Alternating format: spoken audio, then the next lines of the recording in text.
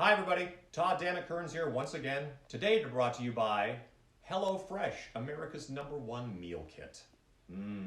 Which I'll be enjoying directly after this. Today, a very special guest, a rock and roll Hall of Famer, ladies and gentlemen. I've had the good pleasure of playing with this man in the Rock Vault for the past few years. He was part of an amazing group, as you all know, called Heart through the 70s and 80s and into the 90s. He left that just by chance to end up with one of the greatest rock and roll voices in the entire world, Paul Rodgers from Free and Bad Company. He plays in Paul Rodgers' solo band and in Bad Company. He is an amazing guitar player, an amazing musician, and an amazing human. Ladies and gentlemen, Howard Leese.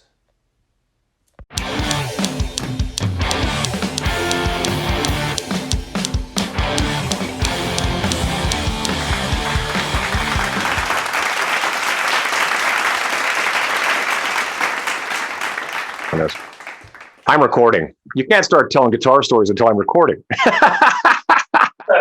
So what year did that's one of the original PRSs you're saying? Yeah, this is 1980. Wow. When I got this is on every Heart show and every Heart record from 1980 till I left the band in like 97. Wow. My main Heart guitar in the 80s. Crazy. Look at the flame on that thing. Yeah, the wood from this one is 300 years old. No, it's 300 years old in 1980. It was from a dresser, an antique dresser. Wow. That Paul's bass player had. And his bass player's mom said, I would really like some cherry drawers. Could you make me some cherry drawers? You can have that old wood. He goes, oh, yeah. He whipped him up in his shop and he made this guitar. That's so funny to consider. I never even really thought of the fact that you could make guitars out of old furniture. Why couldn't you? And if you look really closely, there's a little spot here where the drawer pull used to go to open the drawer. And this was his bass player's underwear drawer. Now that's a story. Wow. So did he start building as just a custom guy building guitars, or was that already in production, that guitar, or what was the story? No, when this was built, it was two guys, Paul and his assistant. Wow. In Baltimore. Early stuff is just two guys. So at what point did he expand that much? I think I don't know the timeline exactly, but it was years after that when he made his first factory, and then he went to a larger factory. Now he's got quite a large facility down there in Annapolis. Yeah. So how did you meet Paul in the first place? Just along the way as a guitar guy? He sent me a Polaroid picture of this guitar. He built this for a local guitar player, and when it was done, the guy went, well, I like it, but it's really a lot of money. I'm just going to buy a Les Paul instead. It was $2,000 then. Okay. Which was a lot of money. So he came to my show at the Capitol Center in Maryland, and the security wouldn't let him in. But he grabbed my guitar tech and he said, here, take this Polaroid picture and give it to Howard. So I got a Polaroid picture and I went, wow, what's the deal with this guitar? And he goes, it's available, call the guy. So I called Paul and I had him send it out to me. We had just gone from two electric guitars to just me on the electric, dancing on the acoustic. Right. So I was using a Telecaster, my 66 Telecaster that I brought with me when I joined Heart all early, like Barracuda and all that on the telly. And that telly's now in the Hall of Fame in Cleveland. But when we went to just a smaller lineup, I knew I needed a bigger sounding guitar. I needed a humbucker guitar. Yeah. I wanted something different, something that nobody else had, Were you never really a Les Paul guy? Not particularly, no. My first guitar was a 335, so I was familiar with Gibson humbucker guitars. But so many people had either a Strat or a Les Paul. It was so common that I thought, I want something that's works the same. Plus, this is 24 frets and has a whammy bar. Yeah, what kind of bar is that? I think this originally, before Paul started making his bridges, this is a Mighty Mite bridge. Right. and it's Paul set up the guitar, and then he filled it with epoxy. Oh, so wow.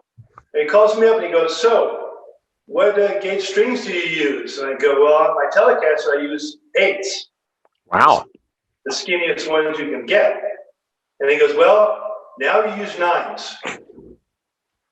And then when I joined Paul Rodgers, and I was the only guitar player in basically a 3-piece, I went to 10s. I've been using 10s ever since. Oh, you have been? Okay. So yeah, 8s, man. That's Billy Gibbons uses 8s to this day. And I'm like, it feels like if the wind blew too hard, I'd go out of tune. Billy has some strings that he has custom made that are 7s. Oh, wow. That's really soft. Billy was backstage with B.B. King one night, and B.B. goes, "Let me see your guitar." And Billy gives him pearly gates, and B.B. goes, "Man, you're working too hard." Yeah. What do you mean? He goes, "Use those light strings, man. Why are you working so hard to bend the notes? I use real light strings." So Billy went, and he rethought it, and ever since they've been using really skinny strings. Yeah, I can't tell from his tone. To me, his tone sounds massive. Yeah, you don't really hear that much of a tone. I think bigger strings, like Stevie Ray said, bigger strings, bigger tones.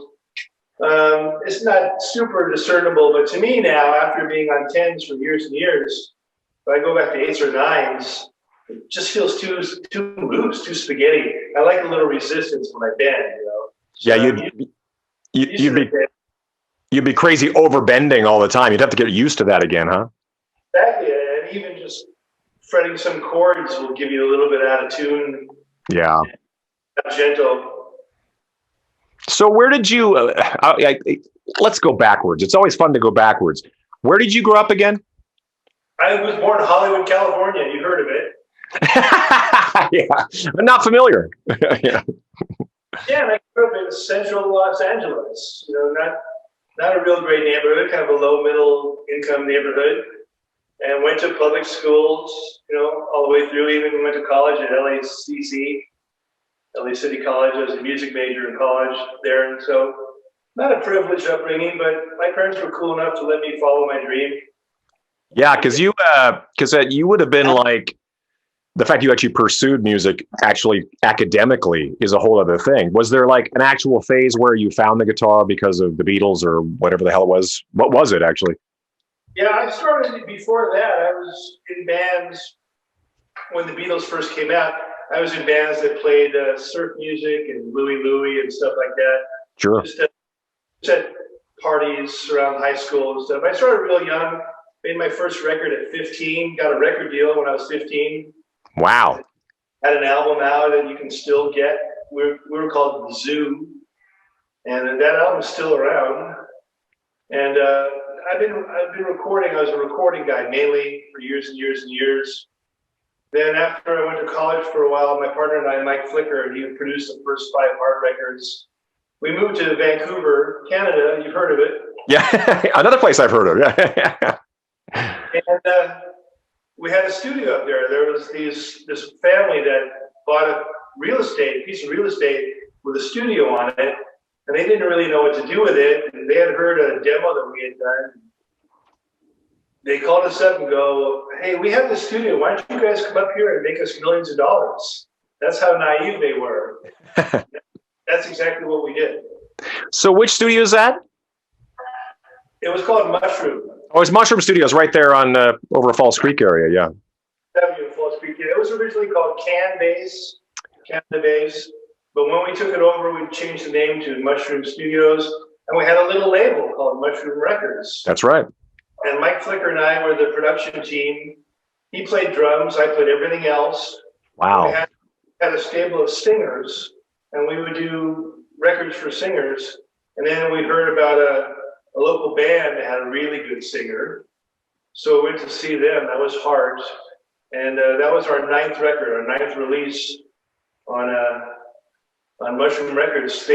We brought them in the studio, and they didn't have any original material at the time. They were just doing covers in their club set. So we did a demo. Flicker wasn't there that day, so I produced the very first Heart demo. Wow.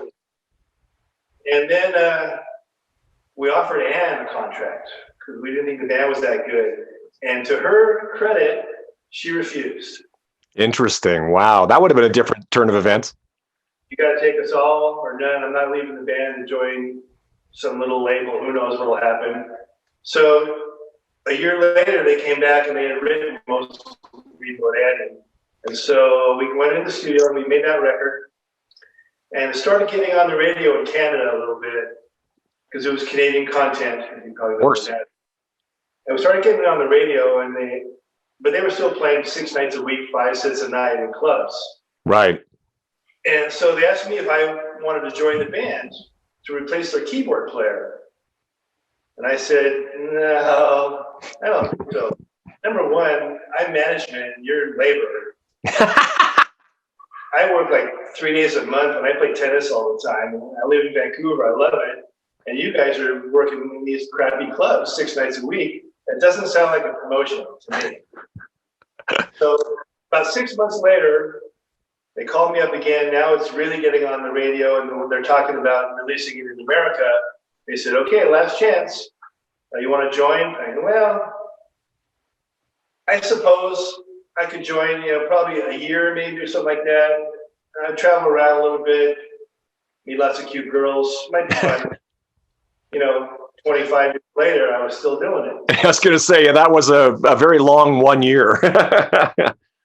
You never know what the future will hold, but you just can't close the doors.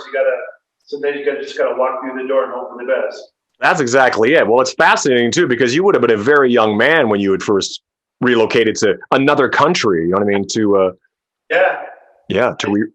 Well, a lot of people back then, at the end of the 60s, everybody wanted to move to San Francisco or Northern California, get out of LA, go somewhere. We thought, we'll go way out there. We'll go all the way up to Canada. And if you remember, I don't know if you were ever there that early, but in like 1970 or so, Vancouver was like San Francisco West. It was full of hippies. Kitsilano was a hippie community. It was perfect. We loved it there. We had our own studio. Yeah, that's a bit before my time, but yeah, it's always been a very free and super chill. The weather's kind of gnarly for a chunk when it gets rainy and gray, but then the summers are amazing. Yeah, and I had no idea. I'd never seen that kind of weather, and to me, it was all like, "Wow, this is so great!" There's wild blackberries growing everywhere. You just pick them up the vine and eat them. I thought it was just a heavenly place. I lived there all through the 70s. That's so cool. So what was immigration like back then? Sorry to get was it a little bit more freer as far as crossing over like that? Or should we be talking about this? I once went to pick up my girlfriend at the airport and they wanted to see my papers and my little pass had just expired. So I spent the weekend in jail. Oh, no. For being American in Canada. And I got out, but eventually Ann Wilson and I became landed immigrants. There you go. I could do everything. I could own property. I could do everything but vote. Canada. So, did you always live you started in the downtown West End kind of idea, didn't you? I lived in the West End for quite a while, right next to the Burrard Bridge right there. Yeah. The 32nd floor looking out over English Bay, a fantastic apartment me and my friend had. But I lived in Spanish Banks. I lived in Kitsilano for a long time. Yeah. I moved around a little bit as you do. Yeah. It's funny because it's always kind of a forgotten fact that the band Heart was based out of Vancouver. How did they end up in Vancouver? Were they from Seattle originally? Yes. They were all from Seattle, but at the end of the 60s, Boeing closed in Seattle, the main employer. All the clubs closed. There was nowhere to work. The economy went into the tank. Sure. So Vancouver really was the only place they could play. So they all just continued playing in clubs and developing their style. So the band was there mainly for economic reasons. But it was a great place to be from back then. They had Brave Belt, which was Bachman Turner. Yeah. A lot of good club bands, really good club bands. So many of whom went on to be quite famous. Now, is that are these like residency type things, or is there just like multiple clubs you could do like 5 nights, 6 nights a week in and bounce around? Yeah, you would do 6 nights a week, and you would go from week to week, place to place. When I joined the band, we still had some gigs to do that were already contracted. So I ended up doing only 7 weeks of clubs. Okay. And then basically, in our fourth set of the night, the main set, where the most people would be there, was our original set. So really, after I joined for a while, all we really had to do was forget the other 4 sets. We're already looking forward. We had a quadraphonic PA. Wow. Like Pink Floyd, the only club band that had that kind of deal. And we were always trying to be at the next level. So we would try to do our concert set and be ready, because someday we may be able to do concerts. And that happened. How quickly did you start to see a shift? Like when it, with the recording becoming like a real proper original recording act? It was such a strange occurrence. In Canada, the stations play a certain amount of Canadian music. So we were on a lot of the radio stations across the country, but our first real success was in Montreal on a French-speaking station. Interesting. For some reason, we were on the big station in Montreal, the French station. And then we got a great opening. We were in Calgary. We had a 2-week run at a club in Calgary. And after the first week, they fired us. I've been there. I've had that happen. Didn't have matching outfits. We didn't do any Casey and the Sunshine Band. We played all of our own stuff and a lot of hard rock. So they fired us. So I'm in Calgary going, great. I left my cushy job and joined this band, and look what happens. I'm in Calgary. We didn't even have money to get home from Calgary. Oh, God. So we're there just depressed. And then we get a phone call going, okay, get on a train and go to Montreal. You're going to do 2 shows, Montreal and Toronto, Maple Leaf Gardens, and the Forum in Montreal. You're going to open for the Faces. Wow. Rod Stewart, the Faces. So we get to Montreal, and we come out there. We're not expecting too much because we're just a little opening band. But we didn't really know that we were on the radio. So we started playing our set, and everybody's singing along, and they just love us. Wow. And we get an encore, which is rare for an opening band, as you know. So then the Faces come out, and Rod Stewart and Ronnie Wood, they do their set. But at the end of the night, they got into a little bit of a tiff. Really? And so they didn't do an encore. So the next day in the newspaper, Heart blows away the Faces. Local opening band gets encore. Faces do not. Then the next night we're in Toronto. Same thing. We just kill it in Toronto. And the very next day we're huge. We're big overnight. How do you like that? Well, I mean, it was that band, at that moment. I mean, Anne is really, especially back then, was just unprecedented female vocalist. I mean, it's silly to say female vocalist, but really, I mean, her voice is just insane, especially back then. Yeah, nobody better. Nobody ever was better. People were not ready for hard rocking band with 2 girls in it. And so we just really found our audience quickly. Next thing, we got on a ZZ Top tour. We started opening some ZZ Top dates. And we got to Vancouver, and by then we were the hometown heroes. And ZZ Top had no idea. So we went out and did our set, and no one could have followed us. Is that right? Yeah, I've had. Got fired. We're doing too well. And so then we went down to the States, and we started opening for Rush and Jefferson Airplane and whoever would have us. And we'd get on these shows, 10,000 people shows, and we'd steal like 3,000, 4,000 fans. Sure. And we did close to 300 shows like that. Meanwhile, we opened a little USA division of Mushroom Records and started going to all the radio stations and meeting all the people and started doing the whole thing. And we didn't know it because we were too busy, but the record was selling like crazy. And we got home from all of that. We had sold 4 million copies of our first record. Wow. And it was our label, our studio, our everything. We were one of the first really independent labels. Completely. So that was good. That felt good because nobody would sign us. We went to Clive Davis. He turned us down twice. No one wanted to sign us. And we go, the record's on the radio in Canada. And if you listen to it, it's a pretty good record. Yeah. I don't see it happening. So we made it happen. That's fascinating. So how long did you guys, how did the next record work? Was that a Mushroom project as well, or? Yeah, it was. Well, that gets into quite a long story. We started the record, got about half of it done, and then we're back out on the road, and people started stealing money. The money started rolling in, started out the back door. So we shut the whole thing down. We had to go to court, stop it, a whole bit. Meanwhile, we moved to Seattle because now we had a little bit of money. Everybody wanted to go back home. Mm-hmm. I didn't want to go because I had never been in Seattle. Didn't know anybody there. I've been in Vancouver for 8 years. I love Vancouver. Yeah. I didn't go to Seattle. But we moved down to Seattle and started working in the studio down there.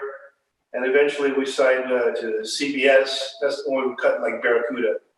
Right. The Little Queen record was our real second record. Yeah. So then by that point, CBS steps in, and I guess you're no longer independent. You're a major label act at that point. Oh, yeah. Yeah. And then do you find with the major label influence that it made a massive difference as far as reaching people publicity wise and all that kind of stuff? Yeah. I mean, they have a much bigger PR machine. You can get a lot more done. It was great once you were established. Sure. But, so things went great for like 4 or 5 records. But then we put out a record at the same time, a guy named Michael Jackson. You've heard of him. You're digging deep with all these references. I don't know what the hell you're talking about. So Thriller came out. Oh. And we couldn't even get our records pressed. Really? All 3 CBS pressing plants were going 24/7 Thriller. Wow.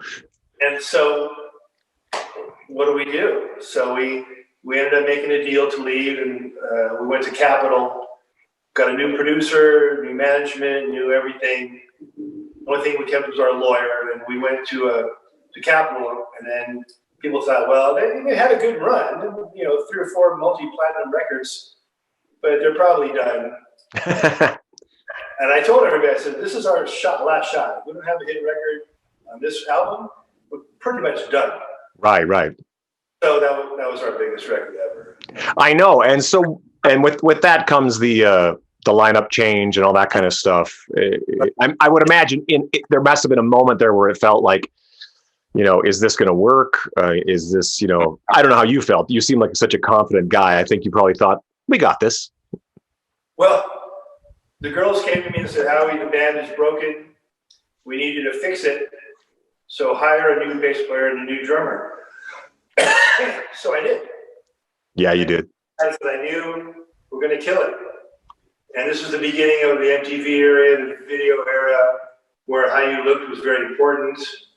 So I picked Mark Andes, who's beautiful. Yep. And I had done a record with Denny Cremasi on drums. We did a Randy Meisner solo record, the guy from the Eagles. And we did a record together with my clicker producing it. And I just really enjoyed Denny's drumming. So I said, okay, I got the 2 guys.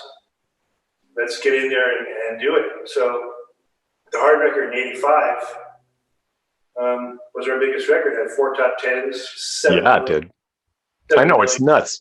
It's funny to me because you bring up a good point, because you guys had established a major chapter before MTV even presented itself. So, a lot of guys that were around before MTV, it didn't translate sometimes. You know what I mean?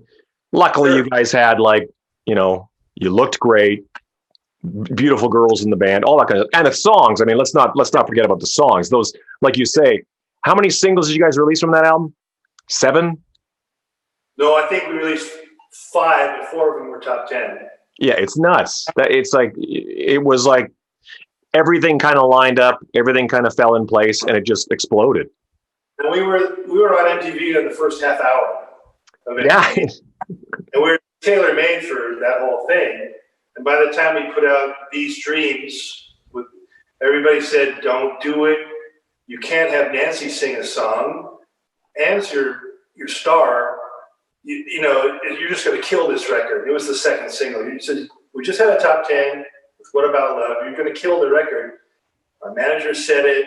The label said it. Everybody told us not to do it. But I said, well, look at the contract. When we signed this deal, we have full artistic control. We pick the singles. We pick the album cover. We have total control. Wow.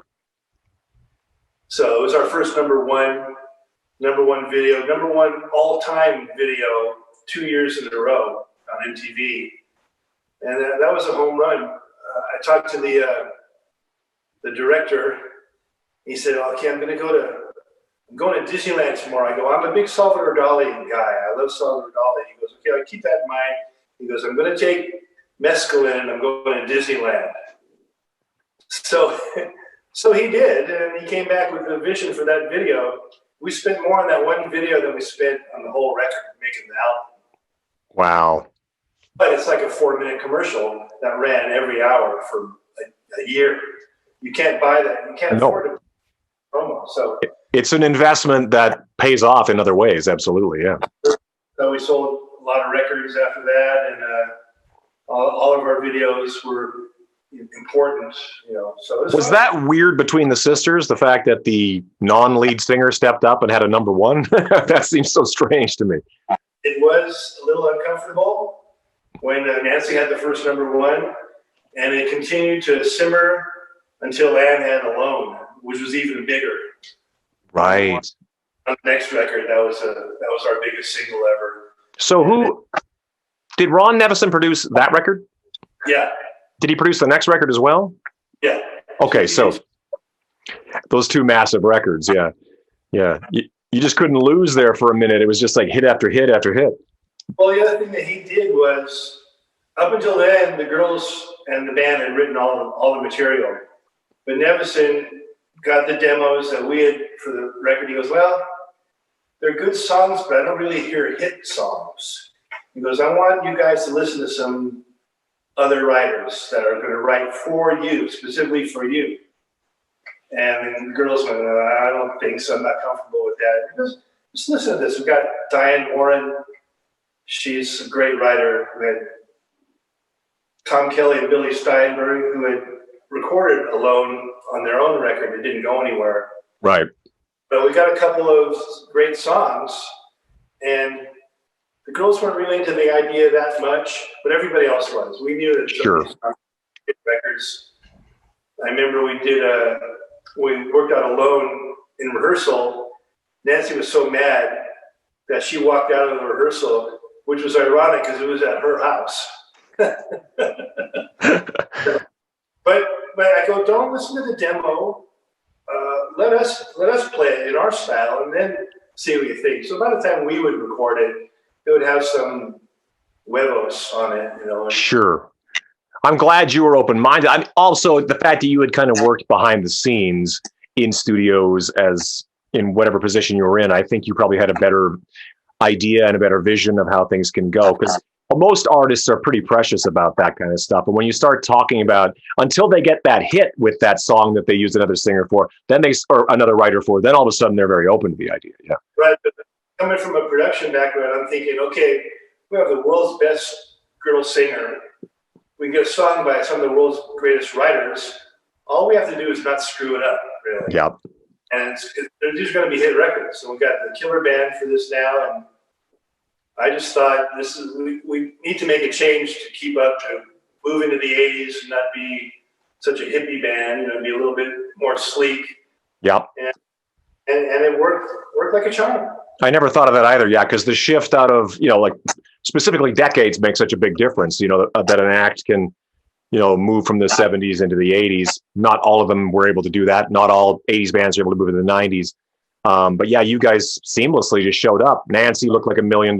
So she kind of, you know, she was built for MTV specifically in that particular moment and all that kind of stuff. So, and it actually put you in an interesting position because you became sort of the main lead guitarist at that point. Right. And then Nancy stepped up vocally too. People were saying, well, you can't have, you know, Nancy would sing one song per album, but mainly a deep cut. And I said, but just imagine if we have a hit with Nancy singing, then we have both of them with hit records, then it's like Fleetwood Mac. It is.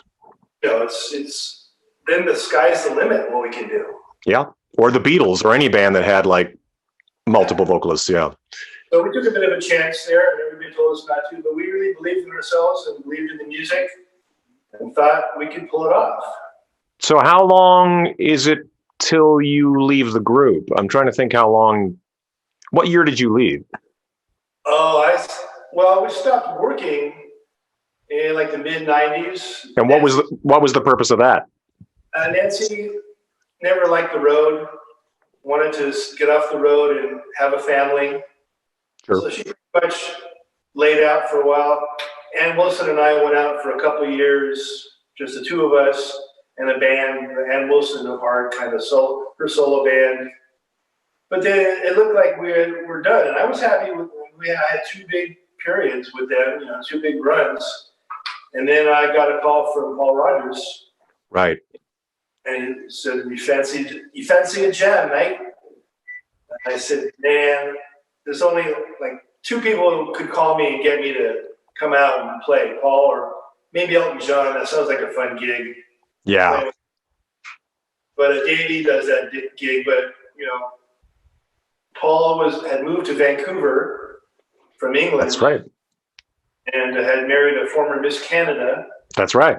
And was looking around Vancouver for a band. And he played with the Loverboy guys, and I guess a few different people up there auditioned, but he really didn't find what he was looking for. So he came down to Seattle. And I had a little thing going. We were originally called Bitch Magnet. But it was that was like a Mookie Blaylock kind of fake name until you get it going. So Howard Leese band, and it was just a 3-piece and a singer. And what was great about that was I really learned how to play in the 3-piece. Yeah, that's a whole other thing. People don't normally talk about that, but having the 2-guitar player thing creates a safety net for you. But as soon as it's just you, you're on your own. Yeah. So I'm rocking 3 red Marshall stacks and a chord. And we're opening for like Robin Trower and all the heavy guitar band guys. And just doing it mainly just for fun, just to keep the chops up. And they came down to see us in a little club, hired the whole band. Oh, wow. So I had to call the singer and go, "Well, I got good news and bad news." Bad news is you're fired. The good news is you're being replaced by Paul Rodgers. So at least there's that. You're being replaced by one of the greatest singers in the history of rock and roll. So I was like, "Man, you were with the best female singer of all time. Now you're with the best male singer. How did you do that?" Like I had some kind of a master plan. Right. So that's actually what was your exit. I didn't realize that the Paul Rodgers situation was the actual exit from, well, not necessarily an exit, because like you say, it wasn't a thing you were leaving. You just kind of sidestepped into Paul and Bad Company. I was still part of the corporation for a number of years after that. But I started playing with Paul in '98. And after a few years, they realized that I probably wasn't going to come back. And they really weren't doing anything anyway. So I left. I've been with Paul since then. I've been with Paul, 22, 23 years, a long time. Wow, that's great. So was he working a lot back then? Or was this, because he would do like, he went off and did Queen at one point. He did a lot of stuff. So I imagine he's. We did like 40 shows a year. Mainly weekends, we'd fly out and do 2 or 3 shows all around, just trying to, not work too hard, mainly in the summer. Yeah. And we did that for years. And then in 2008, they put Bad Company back together. Right. And asked me to do that as well. So I've been doing Bad Company since 2008. And we don't do the solo band gigs as much. We still do the solo band sometimes. Certain gigs aren't big enough really for Bad Company, but most of the time now it's just Bad Company. And it's still only 30 or 40 shows a year. That must be such a blast, man. Those songs, that'd be such a blast. It's a killer gig, and it's so much fun to play with Paul. The standards are very high. He's very demanding. Oh. I like changes the set all the time. But like you say, some of those songs are just so great. And be the only guitar playing that big music with the big guitar sound, it's a lot of fun. And Paul seems to be in as good a shape as he ever was. He's probably in better, really. He looks amazing. He's taken better care of himself than he did in the '70s, from what I've heard. People go, man, I can't believe you've been with him so long. He's a handful, isn't he? And I go, ever since I've known him, he's been a complete gentleman to me. Right. I guess when he moved to Vancouver, she changed his style considerably when he met the woman that's his wife now. So to me, he's been nothing but great. He treats me good, and he values me, and loves the way I play. And it's my style. I play British classic rock. That's my style. Absolutely.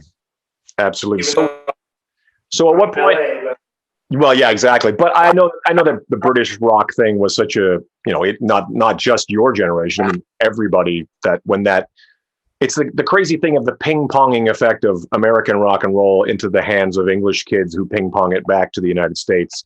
And everybody goes like, oh, well, Jimmy Page or Jeff Beck or whoever it is, it changes entirely. Yeah. So at what point does the Rock and Roll Hall of Fame come calling? we got in the Hall of Fame in 2013. Okay. We were nominated the year before, but we didn't get in. Right. Then the following year, they started. The fans would vote every year, but the fan vote didn't count really. Yeah, I know. In 2013, they started counting the fan votes, and so Rush and Heart had big fan bases. I don't know how much that had to do with it, but I remember the drummer in the soul band calls me up. He goes, "Wow, man, how do you feel?" I go, "I feel fine. How do you feel?" He goes, "No, you haven't heard?" I go, "Heard what?" "I'm just driving around doing errands and stuff." He goes, "You're in." I go, "I'm in what?" He goes, "You're in the Hall of Fame." I go, "Oh, no, you're kidding." I honestly didn't think we'd ever get in. I think it would be a great oversight if Hart never got in the Rock and Roll Hall of Fame. Let's be honest. How many bands have been oversight? I mean, Bad Company's not in. Is that right? The bone of contention when I go out with those guys, and I'm the one that's in the Hall of Fame. Yeah, I know. Yeah. It's a little uncomfortable, I must say. But and I know eventually they'll get in. But yeah, it's a little bit political, so you never know. You never know. But yeah, that was fun. And then the original band got together and played first time in 30 years. That's so cool. So was that the ticket? All the original guys, that's who's in the Rock and Roll Hall of Fame, not Right. Yeah, so they're very specific about that kind of stuff, aren't they? It's not up to you. They decide. So, because the guys from the 80s band, Mark Andes and Eddie Camarsa, they reach out to me and they go, "What the hell, man? Why are we going in too? We sold more records than the first band. What the hell?" I go, "Believe me, I hear you. It's not up to us. You know, it's a horrible thing." Our friend Hugh McDonald, who played on every Bon Jovi record since Runaway, when they got in the Hall of Fame, he wasn't going to be in because he wasn't a member of the band. Yeah. So John wrote a letter to Jan Werner and said, "Dude, this is the guy that you're hearing records. He must go in." And John got Hugh in. I know, because even with like that, and Hugh deserves to be. When you hear "Living on a Prayer," that's Hugh. You know what I mean? Yeah, exactly. And then you get like Kiss, and you've got like Bruce Kulick, and all those other guys don't get included because they're not part of the original lineup. Doesn't matter how many records they sold or how many they made with these other guys. It's a sticky thing. Yeah. It is a sticky thing, but the whole original band got in. We're all still alive. I got in the same night as Albert King. Wow. Yeah, it's funny because like I don't even know if Deep Purple's in the Rock and Roll Hall of Fame yet. I'm not sure. A lot of great acts are not. Grand Funk Railroad, like a lot of like bands that you're like, wow, I can't believe that band's not in the Rock and Roll Hall of Fame, but hopefully it's a matter of time. They're going to run out of people eventually. Yeah, that's the White Penguin that I turned you on to, right? Ooh, that's gorgeous. Now, one day I just happened to be at like in the fancy, very expensive showroom in Vegas, and I call Howard. I go, "Dude, there's a White Penguin in this place." Now, long story short, now you have it. We had spoken about it. You told me that you had seen Randy Bachman's collection, and he's got a real white penguin, which are like ultra exclusively rare guitars, very, very rare. And I said to you, oh, white penguins are so beautiful. I've always wanted a white penguin. I think they're just great looking guitars. I've never played one, obviously. And you said, yeah, I saw Randy's.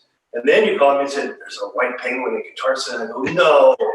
So I ran right over there, and here it is. That's so great. I'm glad you got that, because I was like, everybody's stroking their beards when they look at a guitar like that. Like, how many mortgage payments can I miss? And it's funny because over the years, I had purchased, I think, 3 vintage Gretches.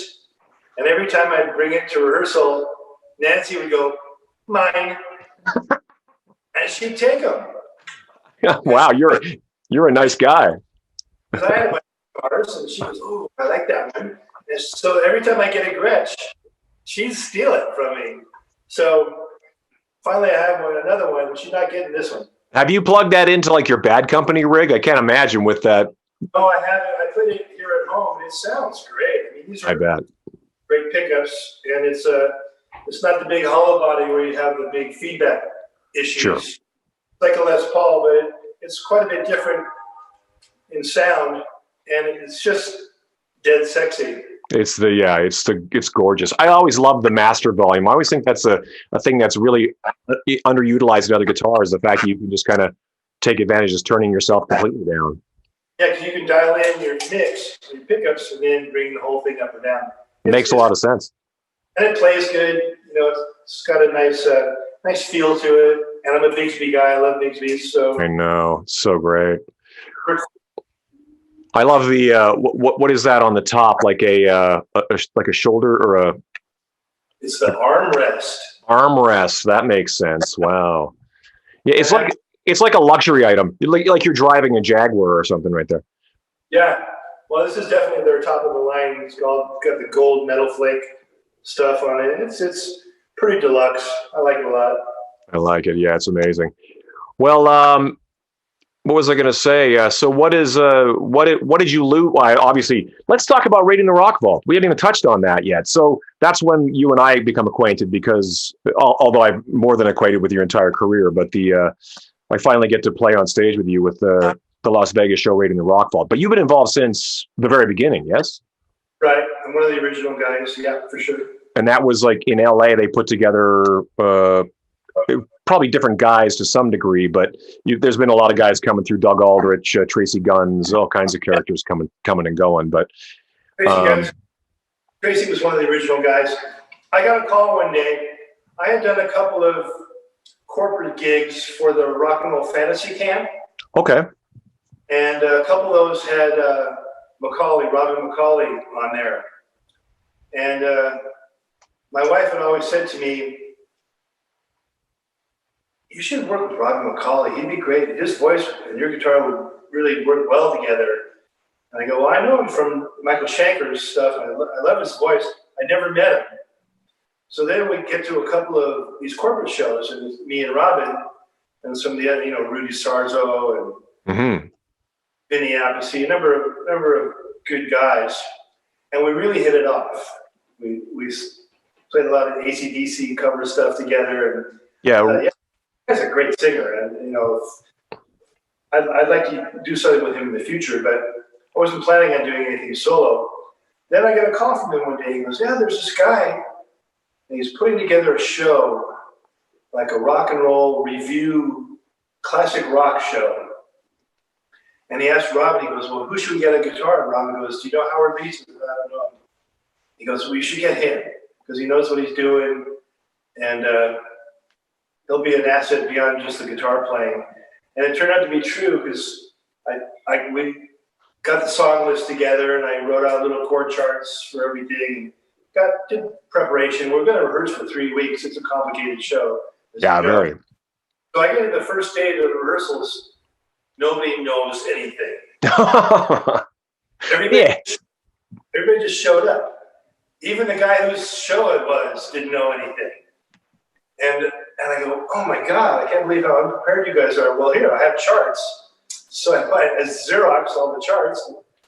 we put it together. We worked hard for 3 weeks, and the day of the show at the Mayan Theater here in LA, we had still never played it all the way through.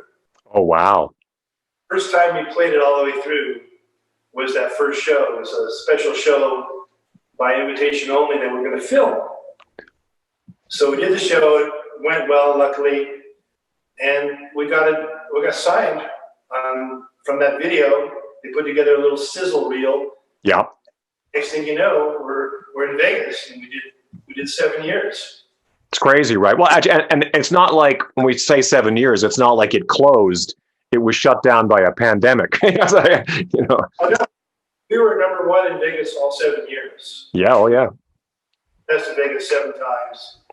So should it come back, you know, we have a great reputation and a great fan base now. And Vegas is unique because the people come from all over the world. So we have people from Brazil and South America and New Zealand and England and all over America. So we have a good local fan base with the Vegas people, but also a big international fan base. And people just love the show. Yeah, it's really the best of the best, and everybody involved they're all amazing. I'm like you, you know, a gig like that comes up and it's like, first of all, it sounds like fun, you know, and like anything, you walk into a gig. We talked about this, you and I have talked about this before, where it's like, you walk into a gig like that and you think to yourself, well, if it's fun, I'll do it. But if there's anybody who's a jagoff, I got to walk. You know, so, yeah. Luckily, everybody's lovely. Yeah. Mentioned it to you. I demanded an asshole-free guarantee. Right from the get-go. You're going to pay me a lot of money, and I'm not going to work with any assholes. Exactly. And so everybody we got, our guys, Aldridge came in after Tracy left, and he was great. We got Hugh McDonald in, and he's that's right. Love working with Hugh. Jay Shellen, his original drummer, he's in Yes now. Yeah. And top-notch guys all around. Yeah. And playing the best songs ever, so it's a lot of fun. Yeah, because you weren't just a guitar player; you were the musical director. I mean, yeah. Thank God, someone's musical directing. Because you know, sometimes when the inmates start running the asylum, it just gets out of control. You know, that's what I hear when I'm out for a little while doing Bad Company. I come back and people go, "Oh my God, I'm so glad you're here." It's so weird when you're not here. Well, it is funny because no matter what, when you aren't there to kind of oversee, things just slightly kind of incrementally kind of get out of sorts. You know what I mean? Like it can just, you know, happens very slightly. And then you come back and tighten it back up. It's almost kind of like every few months, you can almost have to kind of run a set of rehearsals or something to kind of like, you know, tighten it back up. But your absence is what, you know, is sort of, you know, is what kind of loosens it up. But then as soon as you're present, then all of a sudden everybody kind of steps up their game. So that's what the musical director is supposed to do. So yeah, it works that way. Sheriff is back in town. Exactly. Yeah, exactly. The boss man. What's the story on that one with the F holes? Oh, if you remember when we do Alone in the show, I would use a black hollow body because it has the piezo pickup. Sure. So I can get acoustic guitar for the intro and then switch to the. Great. And so the black one I had was starting to give me a few problems, so I called PRS. Said, my black one, I'm going to send it back to you and have you guys go over it. She goes, well, we should just make you a backup. And I go, yes, you should. Make me a backup and make it electric whipped cream. I like that. That's a really great flame on that. Wow. I haven't used this in battle yet, but this will be the new hollow body when I get back to work. It's beautiful. Wow. Yeah, I just got this about 2 months ago. It's beautiful. And it weighs 5 pounds. Oh, is that right? Wow. It's actually really hollow. It does it have a block in the middle of it, or is it completely hollow? Oh, wow. Crazy. Oh, yeah. Nothing under there. There's a little tiny thing under the bridge, but that's it. This is all hollow. Amazing. So it really resonates. And like I said, you can go between the acoustic guitar, both, or the electric guitar. Pretty powerful. That's really cool. It's amazing what they're doing these days, isn't it? I mean, that kind of idea back in I always like talking to guys like you because touring in the 70s, you know, where, I mean, you talk to guys about like from touring in the 60s before wedges were even on stage, you know, any of that kind of stuff. And then now we live in a day and age where everybody's got in-ears and they're freaking out because they can't hear stuff. And I go, the Beatles couldn't hear anything and they're singing completely in tune with each other. This is him because it's got two outputs. Oh. So you can run the acoustic guitar to a separate amp. And so you can run a stack of Marshalls and a nice clean amp and switch amps from the guitar. Ooh. That's awesome. That's really smart. Yeah, so that makes it really versatile. You can do a lot of stuff on there. And it really does sound like an acoustic guitar. It does, yeah. When you use it in the show, the one you were using in the show sounds amazing for that. And that's just through my regular guitar amp too, just a clean channel. Not even going to a separate amp for that. During a Bad Company show, how many guitars are you using? Not very many, only about 3. Is it one tuning? There's not like a bunch of like open G or anything wacky like that, is there? Well, everything is A440. Oh, it isn't. He's still an A440. Look at him. He's Paul Rodgers. Paul Rodgers. Yeah. And he sings higher notes than on the record. Because he doesn't sing it like the record. The record is just one particular time he happened to sing it. He sings it different every time. He's making it up as he goes along. But one day I got a phone call from his wife, Cynthia, and she had seen the Rock Vault video of the Hendrix tune we do. That you sing. That I sing. Yeah. Right? And so she goes, I just showed the video to Paul, and we want you to do the song All Along the Watchtower. I want you to do it in the Bad Company show. And I go, that's an interesting idea. Paul's going to sing it, right? And she goes, no, we want you to sing it. I go, come on. I'm going to sing lead in Bad Company. You got to be crazy. She goes, no, we love the way you do it. And Paul's just going to play the acoustic guitar and do the back. Paul does your part. Yeah. Plays the acoustic. And I go, man, I'm not that comfortable with that idea at all, really. But she goes, just trust Mama. Mama knows best. So like I told you the other day, the first time I did it was ZZ Top, Bad Company, and Cheap Trick in Texas. So ZZ Top shows in Texas are an event. Of course. 25,000 people a show. And I'm going to go out and sing Watchtower and go, oh my God, I don't even know. And I'm not a nervous guy. I don't get nervous before the show. But I was nervous that night. But I went out and did it, and it killed the place. Everybody loved it. And That's awesome. Got great reviews, and I've been doing it ever since. So that's in a half step down, like Jimmy did it. Okay, so you guys have to swap guitars for that? I have a PRS Stratocaster thing, a Silver Sky. Sure. I got Paul another acoustic. So for that one song, we're both down a half step. You play it in C sharp, but it's in C. But yeah. The E and B strings are open all the way through. Yeah. So that's the only one that requires a different tuning. But yeah, everything else is A440. We do everything just like the record. And that's so amazing, though, to take on something, like to take on a new challenge, later on. Like now you're a lead singer next to one of the greatest vocalists in the history of rock and roll. Well, yeah, I'm standing up there in front and I'm singing lead. I'm looking back and I go, this guy's he's right there. I don't know what I'm doing up here. He's right there. He gets a break, and it's the only time where he just is in the band and not the star of the band. So he loves it for that reason, and people seem to love it. It's still way out of my comfort zone, and I feel a little funny doing it, but I do it. You shouldn't. It's such a powerful song on top of it all. It really is. I mean, that's the thing. I tell everybody at the Rock Vault, I go, well, yeah, I'm the only one who's singing lyrics that won the Nobel Prize. Yeah, I know. People forget that. Oh, your lyrics are trash compared to what I'm singing. Yeah, you're singing Bob Dylan lyrics. Those are like the most important lyrics ever. Yeah. So what do you anticipate for 2021 as far as in your world goes? Boy, I wish I had a crystal ball. I know. Sir Harry wants to put the Rock Vault back on. I just heard today on the news that they're going to open Vegas on June 1st. Yes. Everything's going to be open. I don't know he will have to get us a new deal and go somewhere. We've already been to 4 different venues, so it's cool. I would imagine Rockfall may return, and also Bad Company may return, maybe not. You know, like I tell people, I've been trying to retire for 20 years now. It's just not working out.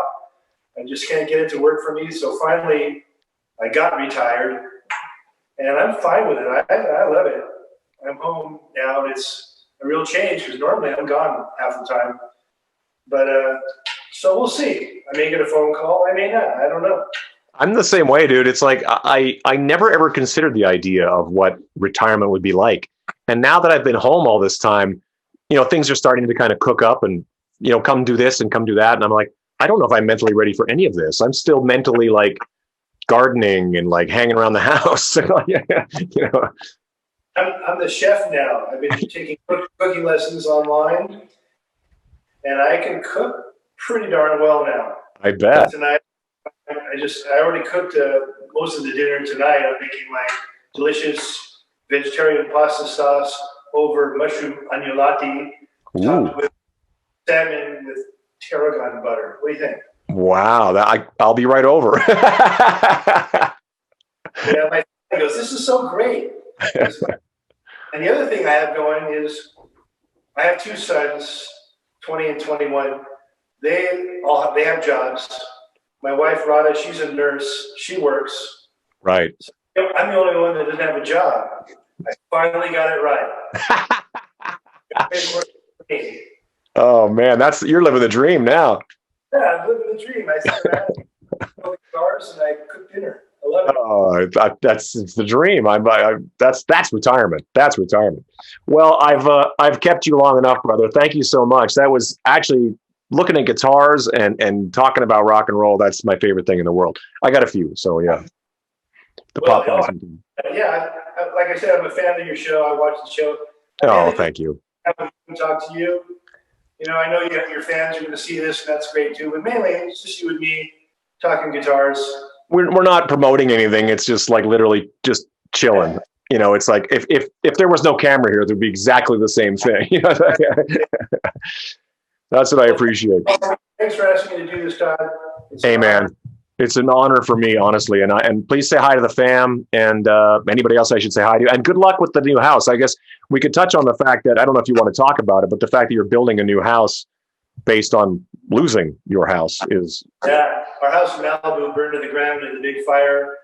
That's brutal. I saved 9 guitars, 3 paintings, and a couple of jackets.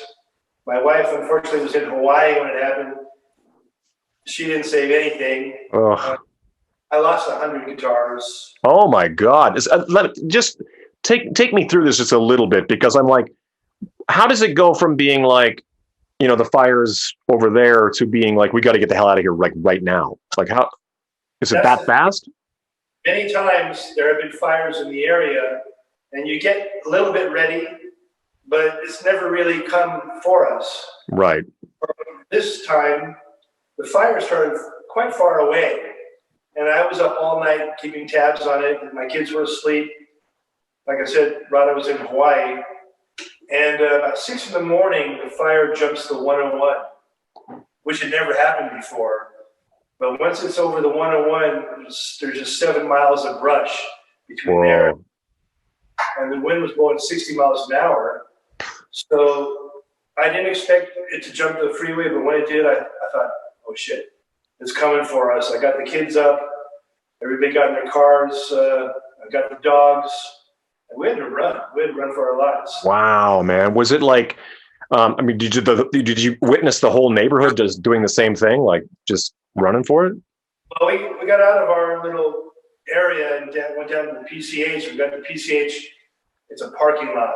Oh, yeah. Everybody in Malibu is trying to get out of there, and it's crawling. And then you can see it's coming down the hill. And I'm thinking, man, if it comes down and we're all still stuck here, people are going to run out of their cars and jump in the ocean. Yeah. It'd be like a disaster movie. 100%. So we crept forward. Finally, we got in front of it and got away. I was smart enough to book a hotel room down by the airport. I knew my wife was going to fly in. Her car was down by the airport. So we got down there, but we didn't know if our house had survived or not for like 2 weeks. Really? Allowed to go up there. It was all closed off. Finally, a friend with the fire department sent up a drone and said, man, your house is gone. And Wow. it was so hot. The fire department said it was 15,000 degrees in our kitchen. Whoa. It wasn't damaged, it was gone. Wow. And marble stone tables, stone, that were gone. Wow. Everything, it was so hot. So literally, it's not like you go into the wreckage of your home and find, oh, you didn't find anything because it's all just literally gone. Pretty gone, yeah. Wow. I had a Ferrari in there. Oh my God. My T-Bird was melted. Yeah, it was pretty horrible. So Paul Smith made me a couple guitars so I could keep working. He gave me his own guitar. Oh, wow. Yeah, a few people sent guitars so I could keep working. And it was really bad. But now we're building an even more beautiful place. And we're looking forward we should get back in August, get back to our house. Oh, fantastic. Well, I'm glad to hear that, man. I can't even imagine, honestly. It's like, I just look around my house and go, wow, to lose all this would be, I don't even know how I would deal with that. Well, then you find out that you really didn't need all that stuff. Sure. Most of those guitars are just sitting in the closet most of the time. But I'll tell you, it feels like, have you ever been kicked in the nuts really hard? Yes, I think we all have in one form or another. Feeling in your stomach that you get, that's what it feels like. The physical reaction. But we're building a Tuscan villa. It's going to be twice the house that we had before. And so at least then, when it's all said and done, we'll move back up there and we'll go, okay, well, that was horrible, but now look where we live. Exactly. Yeah, it's, what are you going to do? Exactly. Keep moving forward, right? Keep moving forward into every life. A little rain must fall, they say. In my life, I've been so charmed and so lucky. It's been like a dream. I've been so successful. I've never had a job other than playing my guitar. Mm-hmm. And so something had to go wrong somewhere along the line. Exactly. There you go. It's a trade-off. At least everybody's okay. Like you said, kids, wife, dog, everybody's okay. Yeah. Awesome. Well, we're going to cross paths sooner or later, whether it's in Vegas or in LA or something, hopefully, Well, when the house is done, we're going to have a big party. So we'll invite you. Tell Slash to come. I know he lives here. And sure. We'll make the pool bigger. So bring your suit. Sure. Hopefully we'll be back on stage together. That would be fun. I'm hoping so. I haven't been on stage, well, like live streaming things, but I haven't played in front of people in years or in over a year. So it's going to be weird. I haven't worked at all. It's going to be like riding a bike. We'll be fine. Yeah. Okay, man. Love you. You too. Bye-bye. Okay.